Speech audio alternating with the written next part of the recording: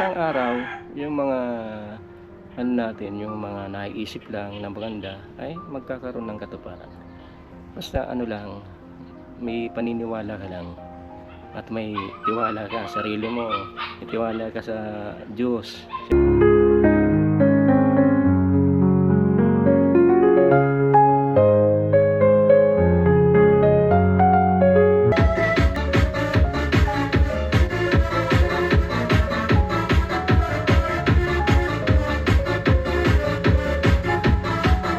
Gani ang magiging videographer ko for today's video ay si Kuya Dada. So, ipapasa ko muna kay Kuya Dada yung camera. Am I really that much to handle? Breaking these niggas down like a camera. You don't really know you are. Gawin kailangan kasing sa buhay natin, kailangan nating maging matibay. Kung dadagdagan pa natin yung tibay natin, mas mainam. Kasi pag mas matibay, mas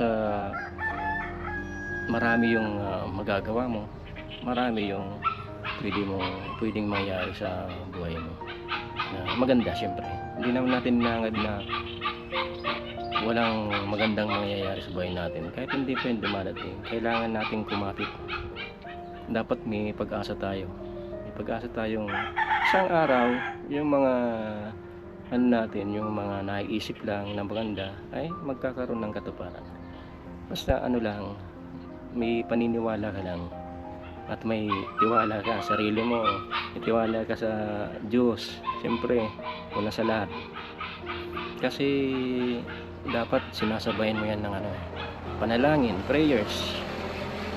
Kasi hindi pwedeng yung ano lang, gagawa ka lang, magtatrabaho ka lang, hindi mo lang yung kikitain mo, may maraming pera kung sakali, pero may nakakalimutan ka.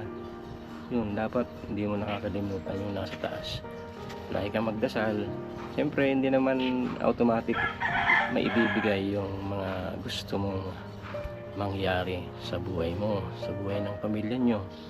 Kasi hindi pwedeng ganun. Dapat paghirapan mo muna, pag-ipunan mo. Siyempre dapat totoo ka sa sarili mo, maging totoo ka at isa loob mo, isa puso mo yung mga ginagawa mo para may magandang kalalabasan.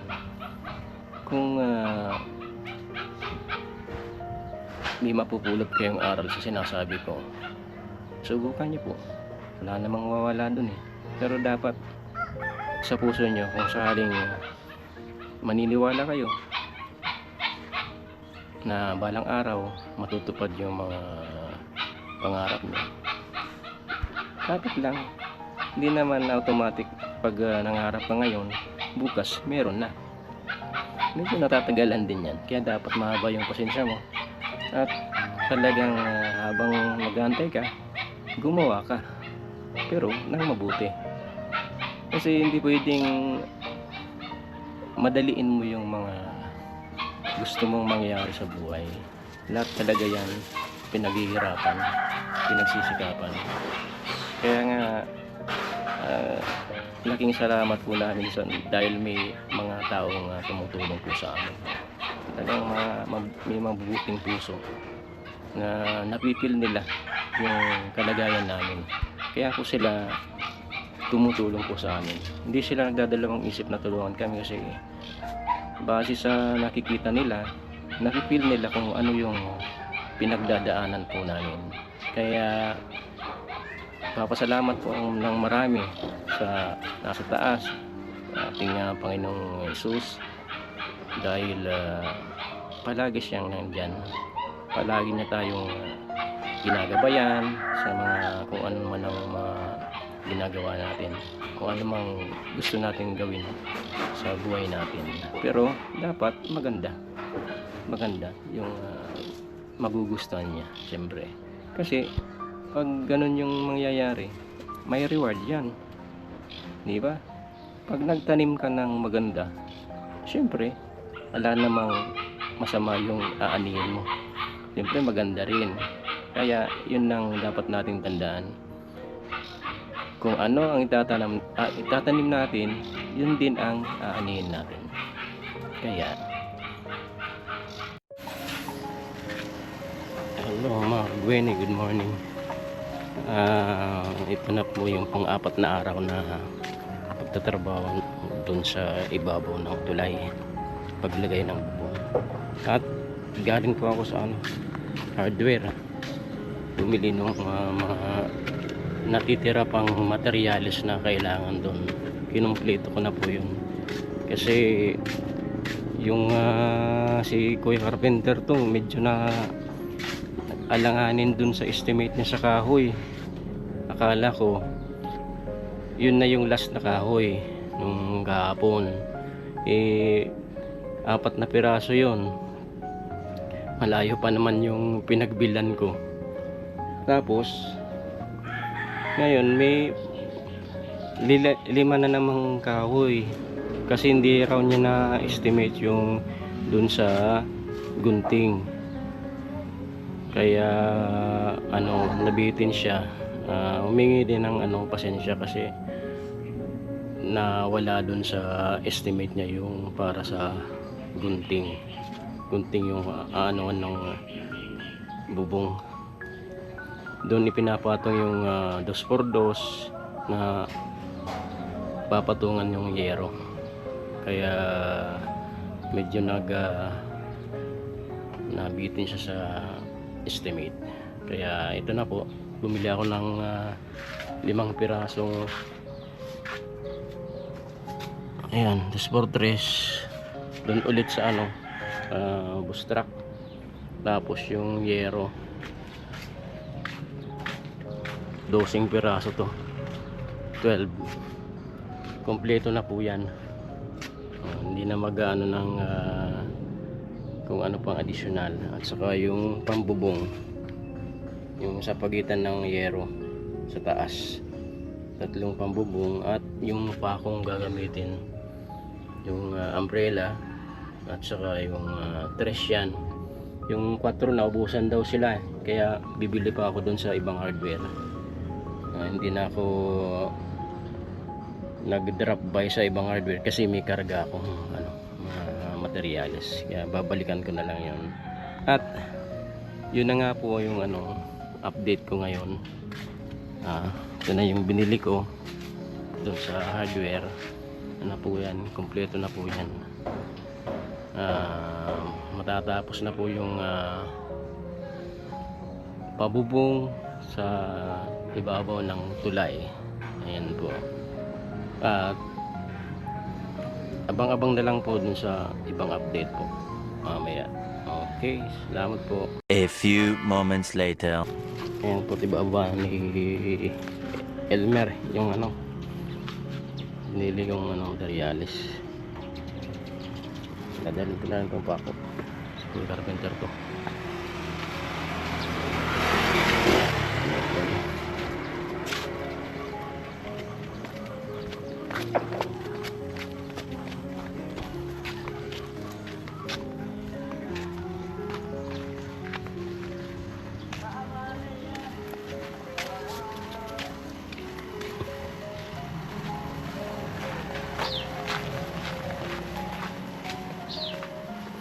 Yap. Yep. Okay. Ano pa ako?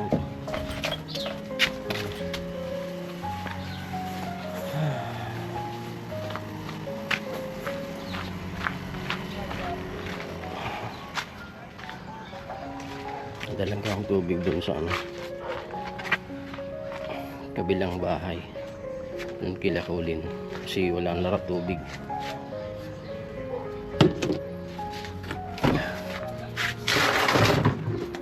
Diretso na rin to sa pagbili ko ng yung kulang na pako. Ayan.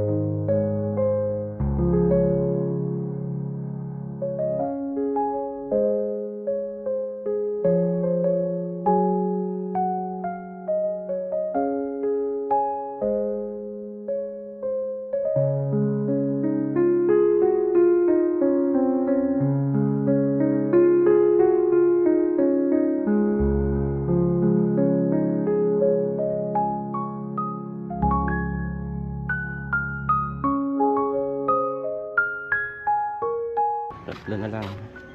Tapos lalarga na ulit ako. Puntang hardware, bibili ulit ng yung D4 pa ako. Tapos noon wala na. Kantay na lang na matapos yung ano, siguro mga 2 araw pa yan simula ngayon. Yan po dito sa ano, second hardware kung saan binilag ko po yung kulang pang pa ako. Ito 4, 3 kilo. Balik na ako sa isang bahay kasi nakatid ko tong tubig. Ayan po. Ito yung second hardware, Steve Gonzales. Dito lang po yan sa ano, Divino Pastora. Yung pinuntan ko kanina ay nasa San Vicente, kay Bunagua. Dito na ako sa kabilang bahay. Yung mga aso namin doon. Dito na na sila nakatira. Ito yung linipakan Bagyong Christine. Dito na sila lola na mamalagi at saka yung kapatid ko. Kasi ko dito din. Kasi sinasamahan niya si mama kapag umaalis si brother ko. Pupuntang school, tuturo. Pasok.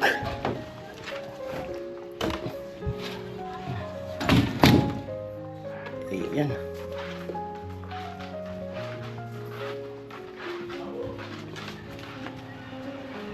Ay. Papo. Wala. Huwag pa lang ka. Tagsap na ni ka. Ah.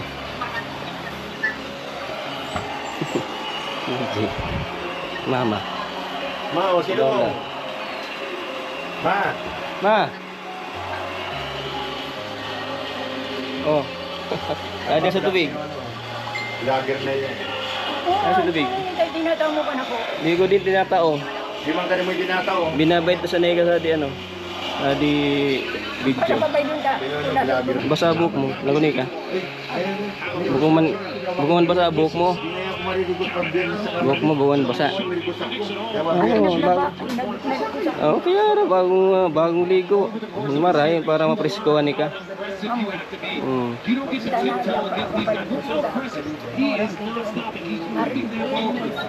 Biyernes. Paalis na po ako. Babalik dun sa bahay. Natid ko lang yung tubig at na-cover ng konti si mama.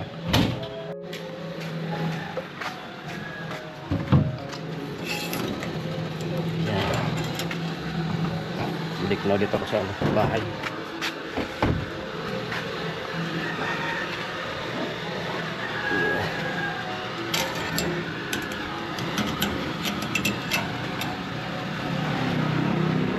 Yan.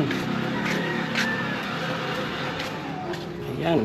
Dito na po ako sa At yan naman pinagpapatuloy na po nila yung paggawa ng para sa bubong.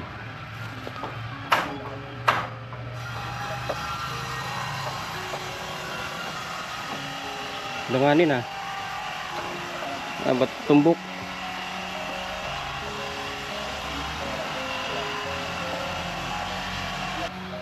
Kakadaan dun sa bawang ng tulay kasi yung ginagawa sila. Tingnan na ako sa baba. Makaan.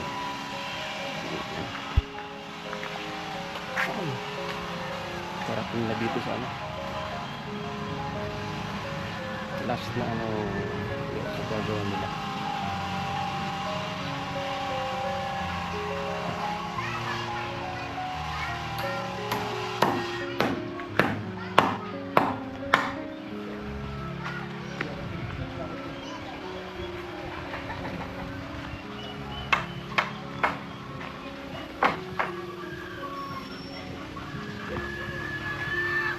dito sa ilalim ng tulay nadaan. O dumadaan ngayon. Uy, sarado.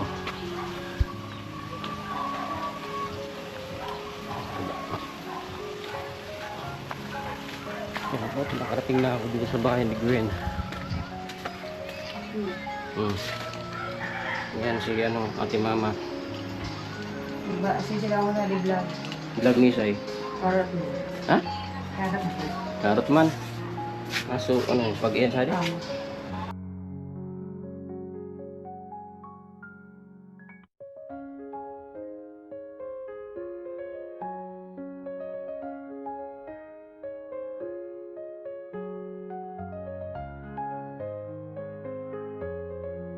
Hello mga Gwenny, good morning. May music tayo ngayon, malakas kasi nagwo-workout si mama para magbawas ng taba. Una natin siya para sumasayaw.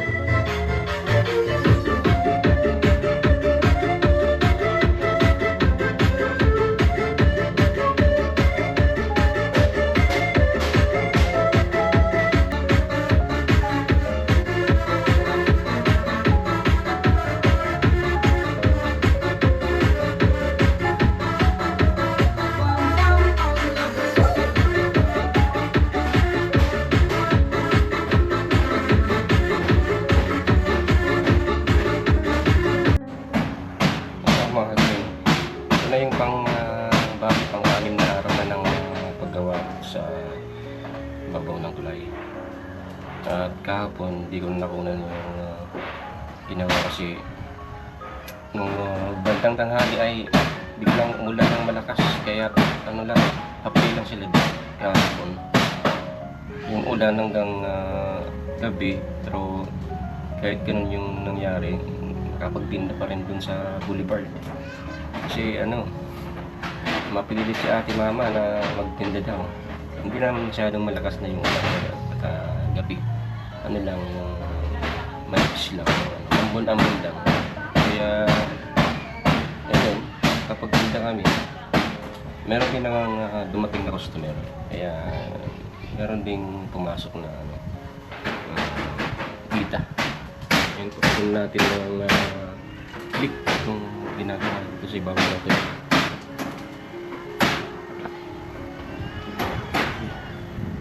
Dali lang matapos yan.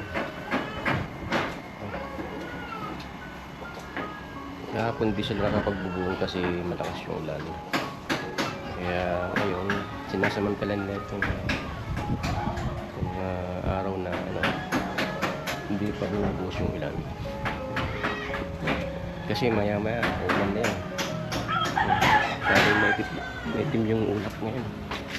Hindi daw, low pressure. Hindi parating na bagyo. Maulap, maitim yung ulap. Ibig sabihin yan, marami ang ulan na ibabagsak. Ewan lang kung hanggang mamaya, kasi kalimitan, bumubuhos yung ulan bandang tanghali hanggang gabi na.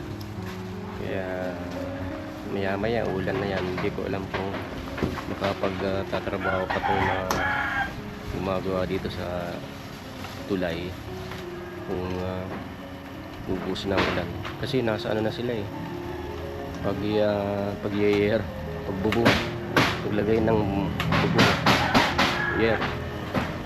Kaya siyempre pag ulan, ayaw naman nilang maligo sa ulan. Baka mapasmo sila. Tingnan natin mamaya.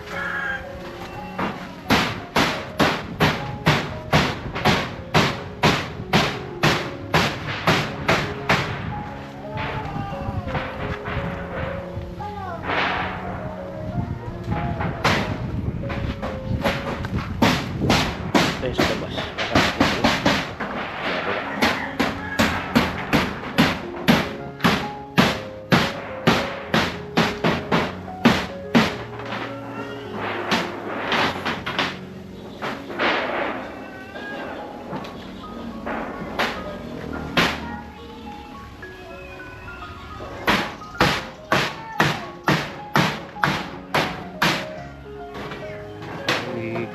puso na lang. Hindi na lalagyan dito.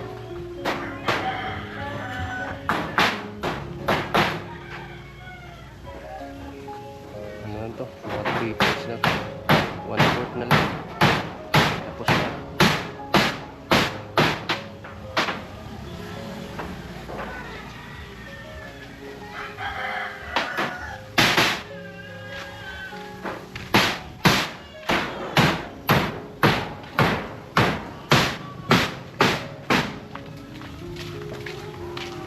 Ayan tayo mga kagawin eh.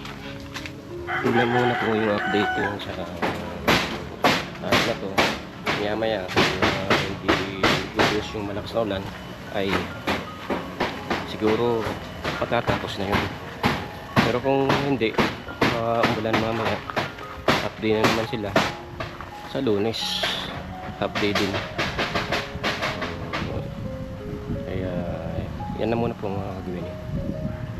Abang-abang na lang po sa mga susunod na update hanggang matapos yung ginagawang bubong sa ibabaw ng tulay. A few moments later.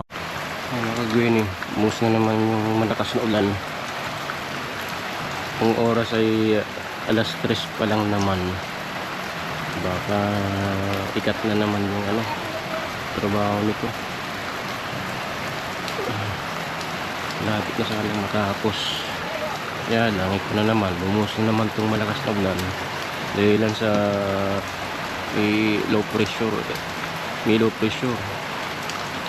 Nasa parting Visayas. Siyempre apektado itong Bicol. Kaya ganito yung panahon, maulan.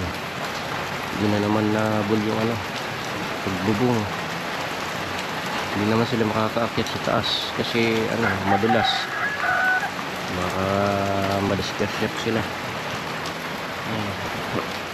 Tamang tama, snack time, no stress. Baka yung isang oras dagdag na lang sa sa Lunes.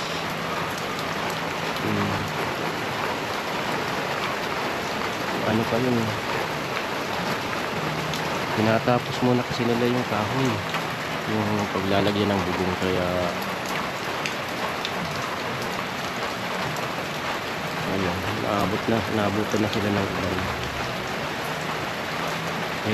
Ewan ko lang mamaya kung makapagtinda nito kung dire-diretsong ganito yung oras.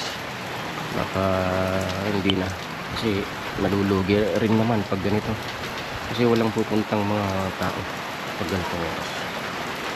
Magluluto ka nga sa taas, pagsakalan ka sa mga pupunta kapag maulan wala namang gaanong pupunta dyan, alam na nila. Kaya nga yung mga nanininda dyan pag umuulan hindi na sila nagtitinda kasi alam na nila yung mangyayari. Magsasayang lang sila ng oras at pagod at yung paghahanda ng mga paninda.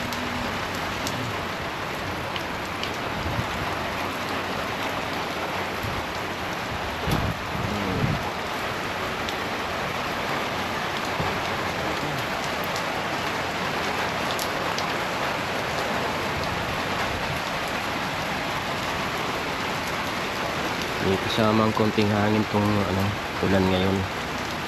Sana ganyan lang, pag nang lumakas yung hangin kasi siguradong kawawa yung mga tindla naman dyan sa taas.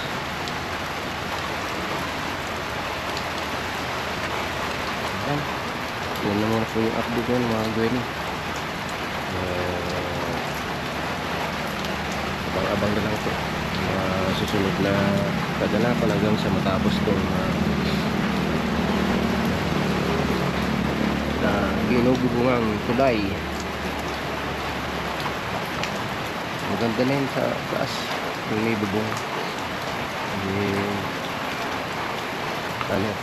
Tuyo yung sahig, hindi na nababasa na ko lang. Kaya lang yung mga nasa unahan basa pa rin kung wala pang baka yung hindi pa na nalagyan yung bubong sa taas, sa ibabaw, ibabaw ng yero, may bubong pa yan. Yung biniling planchadong yero, yun yung ginamit nila. Parang tree house tong ano eh, tulay. Kasi yung entrance niya paakyat sa puno. Diyan sa natsempo naman yung ano, dalawang kahoy. Ano yan? Isang ano lang yun naman yan, isang puno. Tatlo yung ano. Yung umusli. Tatlo yung umusli. Isang puno lang yun.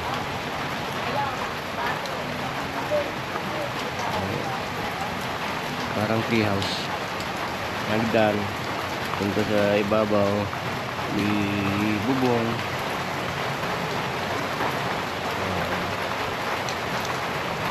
Ganda naman. Kahit ganyan lang yan. Lagyan lang ng mga upuan. Pagilid. Para pag pwedeng magpahinga sa ibabaw ng gulay. Kasi presko dyan. Sana naman matunaw na lang yung yung bagyo. O kaya kumaitas na lang siya. Pumunta lang po siya sa itaas para wag na pong makadistroso. The next day. Muna yung mga kagweni. Yan na nga't natapos na rin sa wakas. Almost 7 days yung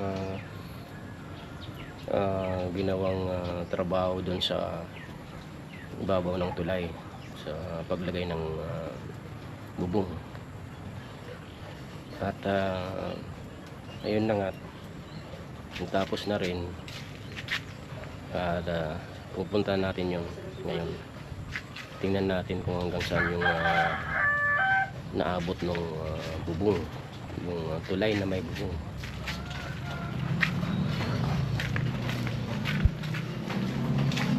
Maulan ngayon dito.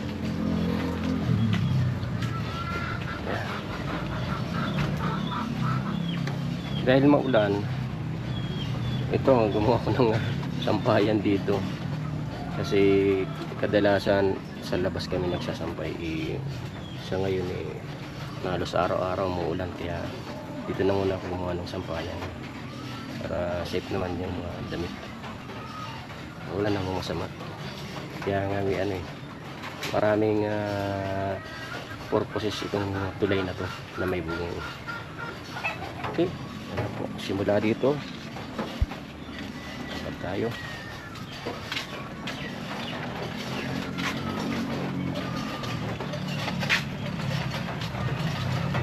Haba.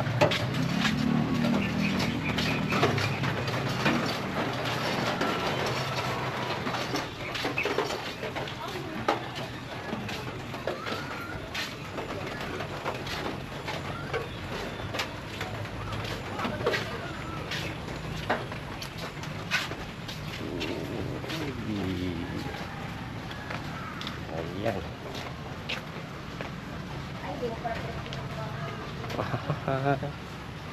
Jaran. Ayan na nga, natapos na yung pabubong si Manay B Vlogs dito sa ibabaw ng tulay. Hindi na po maulanan, kaya lang medyo dito sa labasan maglalagyan lang ng temporary kahit trapal lang para pag maulan papunta dito sa bahay ni Lola, hindi mababasa yung mga galing doon sa bahay ni Gwen. Ayan, masyadong mahaba yung kaya umabot ng 7 araw yung trabaho. Dalawa lang silang gumagawa niyan Yan, silipin natin dito sa sa gilid. Ayan, parang yung pathway sa eskwelahan. Pinibang mag-aakalang dati wala dyan na ganyan, tapos ngayon meron na tulay na may bubong. Yan.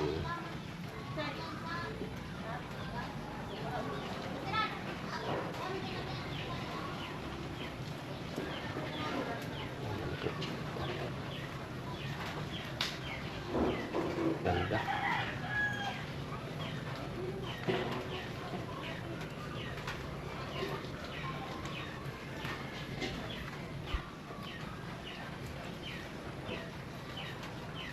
Ano na lang ang gagawin dyan? Patitibayin palalo. Hindi daragdag na lang ng poste sa gilid. Para ano, hindi siya gumalaw. Sa gitna, okay lang kasi ano, may simento yan sa footing ng ano, yung mga malalaking poste. Kaya lang pagdating dito sa ano, dito sa unahan, maliliit na yung poste niyan.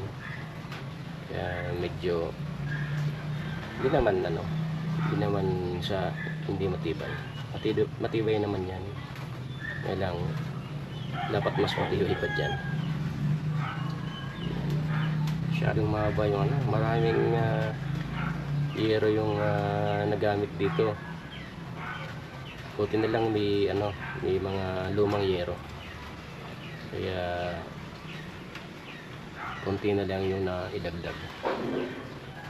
Nakatulong pa din yung ano, yung mga lumang yero na galing sa nasirang bahay ni Lola. Kaya ayun, napakinabangan din. Kasi nakalatag lang yun dito sa ano, sa baba, yung mga yero. Sayang din naman. Sa ngayon, may pakinabang na siya. Nakalagay na siya dyan. Ayan po.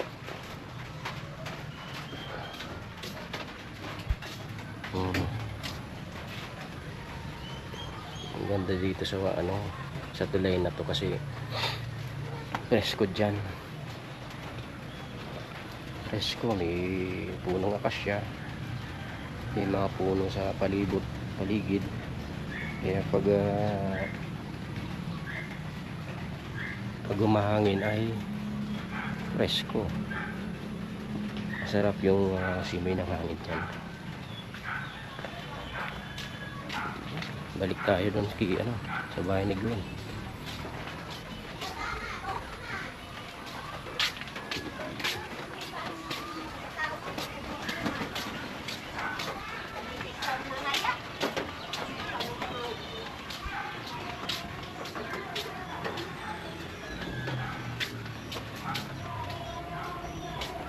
At dito nagtatapos yung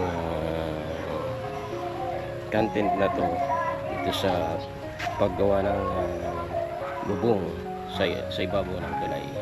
Ayan po. At maraming salamat po kay Manny B Vlogs pag sponsor niya sa pabubong ibabaw ng tulay. Full support talaga si Manny B Vlogs pagdating sa project na kapaki-pakinabang. Kaya maraming salamat po Manny B Vlogs. God bless us always. Salamat.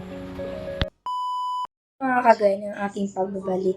So ayun, napanood nyo na po yung lahat ng parte. Lahat ng parts. I think 1 to 8 parts ng Patulay Project. Patulay Project ni Kuya BF Vlogs.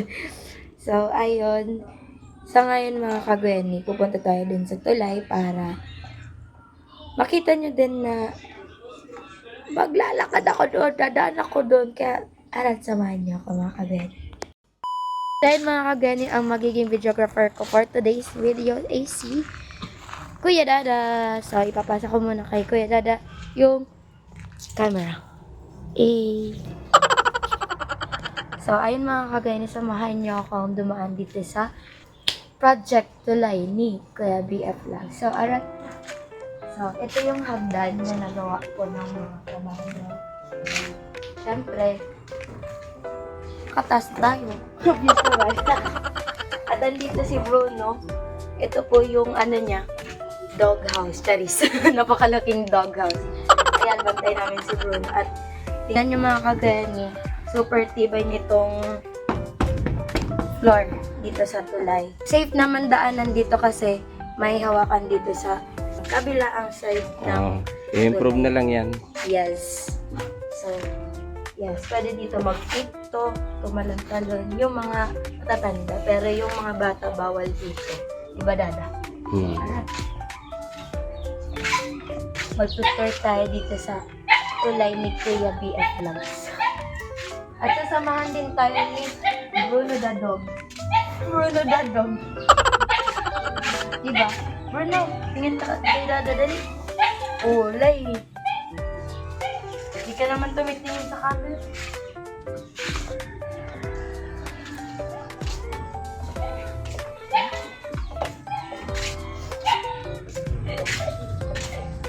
Ang ikot.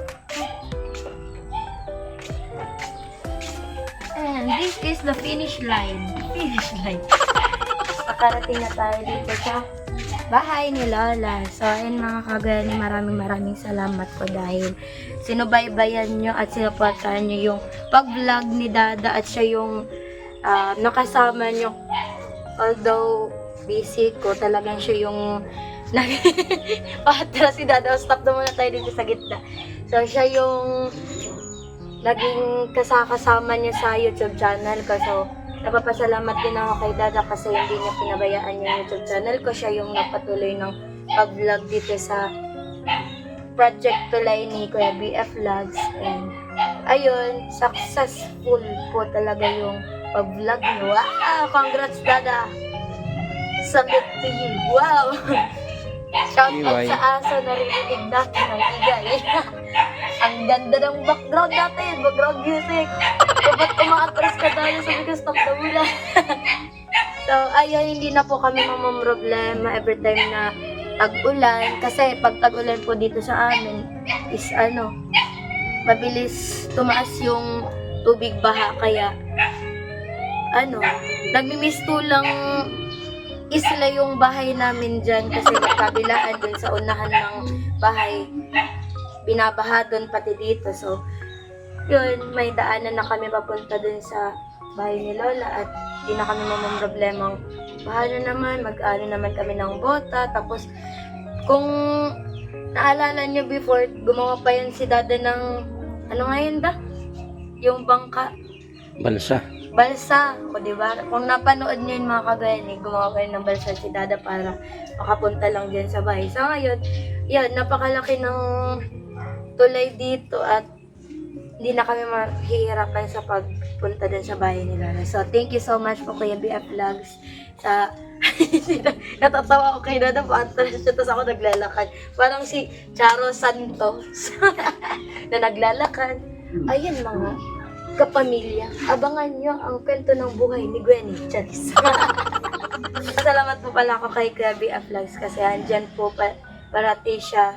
Sinusuportahan po ako, di lang po ako, kundi ang aking pamilya. At lahat ng nakikita niyang tumutulong sa akin, sinusuportahan rin ni Kuya BF Vlogs. So, a very supportive Kuya BF Vlogs and alam namin na at damang-dama namin na mahal mo kami, Kuya. Wow! And we love you. We love you too. Diba da? May Manay B Vlogs, ano yan?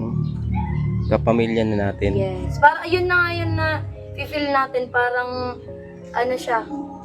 Parang Part of the family. part of the family na nagtatrabaho sa ibang bansa. Yeah. Yan. Kahit malayo siya, talagang pinaparamdam niya sa amin na andyan siya lagi para sa amin. So, thank you so much. Walang katapusan na pasasalamat kay Kuya BF Vlogs. And of course, baka may mag-comment na naman na bashers ko na hindi ako nagpapasalamat sa ibang sponsors. I-insert natin. Joke lang. Okay. Maraming salamat din po sa lahat ng sponsors. And di ko na iisa-isahin. But the point of view for today's content is the Tulay project ni Kuya BF Vlogs. Maraming salamat po. So, ayun, sana nag-enjoy kayo mga kagani. So, don't forget to like, share, comment, and subscribe my channel. And please click the notification bell for more updates. Thank you and God bless you all.